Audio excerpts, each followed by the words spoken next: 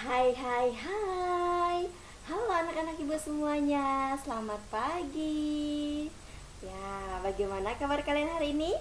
Sehat? Sehat dong, jangan sakit-sakit anak-anak ibu. Nah, ibu mau bertanya nih. Siapa yang hari ini sudah membantu orang tuanya di rumah sebelum standby di depan laptop atau HP kalian untuk mengikuti pembelajaran kita pada pagi hari ini? Ya, siapa? Angkat tangannya. Iya benar. Tepuk tangan dulu ya untuk teman-teman kalian yang hari ini sudah membantu orang tuanya di rumah ya.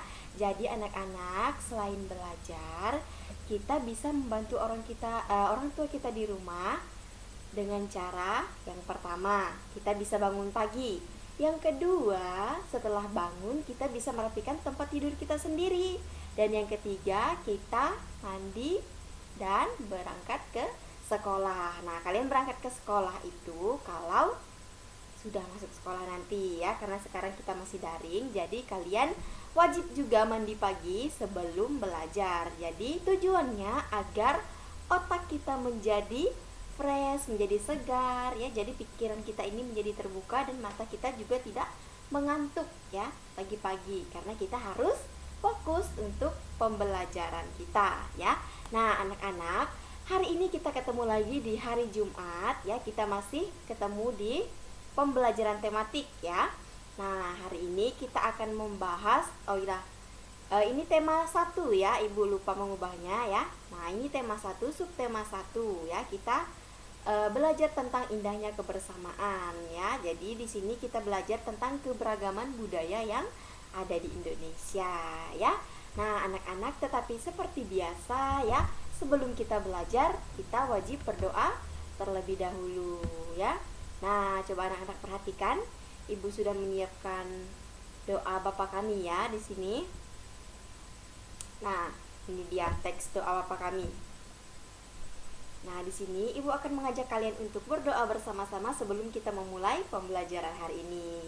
Ya, oke, mari kita siapkan diri untuk berdoa. Kita angkat tanda kemenangan kita dalam nama Bapa dan Putra dan Roh Kudus. Amin. Bapa kami yang ada di surga, dimuliakanlah namamu, datanglah kerajaanmu. Jadilah kehendak-mu di atas bumi seperti di dalam surga. Berilah kami rezeki pada hari ini dan ampunilah kesalahan kami, seperti kami pun mengampuni yang bersalah pada kami. Dan jangan masukkan kami ke dalam percobaan, tetapi bebaskanlah kami dari yang jahat. Amin. Allah Bapa yang bertata dalam kerajaan surga, tiada henti-hentinya kami bersyukur padamu Tuhan atas berkat kehidupan yang masih boleh kami rasakan pada pagi hari ini. Ya Tuhan, sebentar lagi kami akan memulai aktivitas kami bersama guru kami. Sudi kiranya Engkau memberkati pelajaran kami pada pagi hari ini dari awal hingga akhir nanti. Semoga materi yang Ibu Guru sampaikan bisa kami mengerti, bisa kami pahami dengan baik, dan tentunya berguna bagi kehidupan kami. Ya Tuhan, hanya ini doa yang kami aturkan ke dalam tangan-Mu demi Kristus Tuhan dan pengantara kami. Dalam nama Bapa dan Putra dan Roh Kudus. Amin. Yeay, anak-anak, maaf ya, agak gatal ya mata Ibu. Nah, oke anak-anak semuanya sudah siap belajar? Iya, oke, good ya. Nah, anak-anak, di sini sebelum belajar, Ibu akan menjelaskan atau Ibu akan memberitahu kepada kalian hari ini kita akan belajar apa saja sih? Penasaran kan?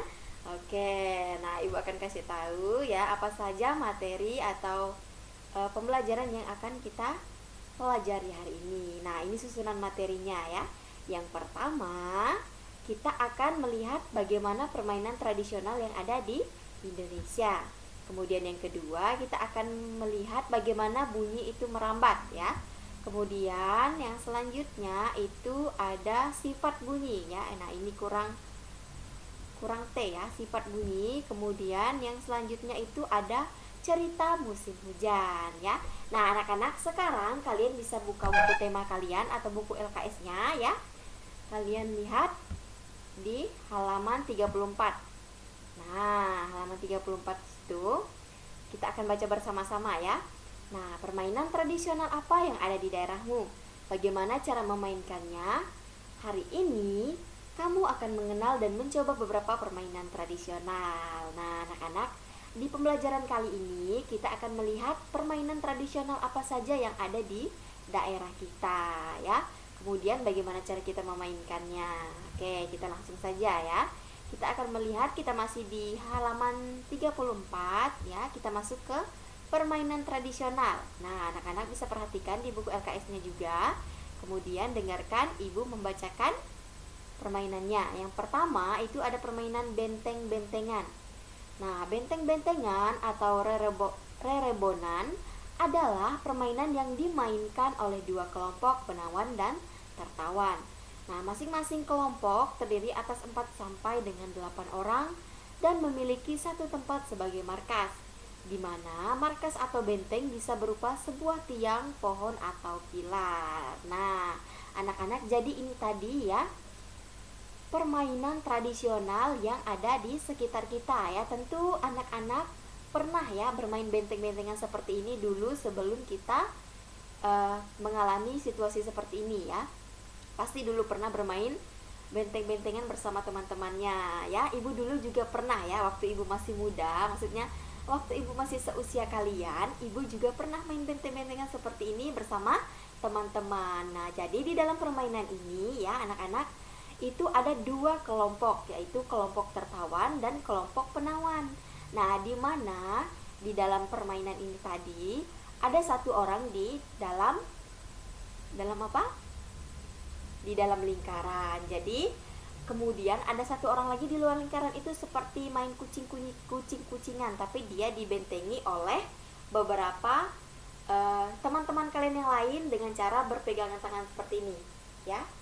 Nah, perpegangan tangan diusahakan ya teman yang di luar itu tidak masuk ke dalam untuk menyentuh teman yang ada di dalam. Jadi fungsi atau tugas dari teman-teman kita yang lain ya, mereka membentengi agar teman kita yang di dalam lingkaran itu tadi tidak tersentuh oleh teman yang berada di luar lingkaran ya. Jadi kurang lebih seperti itu ya anak-anak.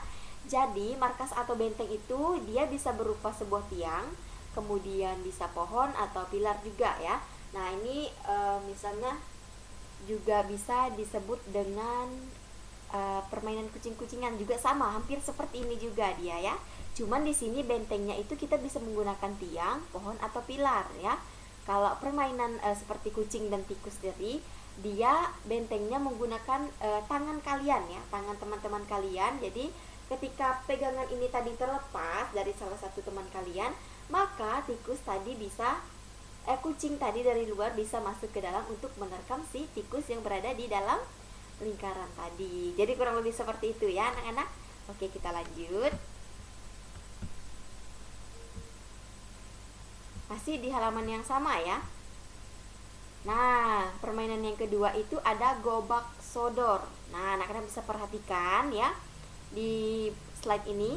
Nah, ini adalah contoh permainan dari gerobak sodor ya. Nah, di mana ya anak-anak, permainan gerobak sodor itu atau yang biasa disebut dengan galah asin atau galasin dilakukan di lapangan seperti yang ada pada gambar ini. Nah, ini dilakukan oleh sekelompok anak-anak di dalam lapangan. Nah, arena bermainnya merupakan kotak persegi panjang dan dibagi menjadi beberapa bagian secara vertikal dan horizontal. Nah, seperti yang ada pada gambar ini ya. Jadi dia dibentuk seperti persegi. Nah, persegi panjang seperti ini kemudian dibagi menjadi dua. Nah, setelah dibagi menjadi dua, kemudian dibagi lagi menjadi 4 bagian ya. Jadi di satu kotak itu ada 2 orang ya. Nah, seperti pada gambar ini. Oke, kita lanjut. Kita masuk ke halaman 36. Nah, ternyata anak-anak, Indonesia itu memiliki banyak permainan tradisional yang sangat menarik. Banyak jenis permainan tradisional ini menunjukkan keragaman yang harus kita jaga ya. Jadi anak-anak, tanpa kita sadari bahwa bangsa Indonesia itu dia memiliki banyak sekali permainan tradisional yang mungkin sekarang itu sudah banyak anak-anak atau generasi-generasi muda yang melupakan permainan tradisional tersebut. Jadi itu dikarenakan sudah ada HP atau gadget, kemudian di dalam HP itu sudah ada yang namanya game, ada PUBG, Mobile Legend, kemudian ada COC dan lain sebagainya ya.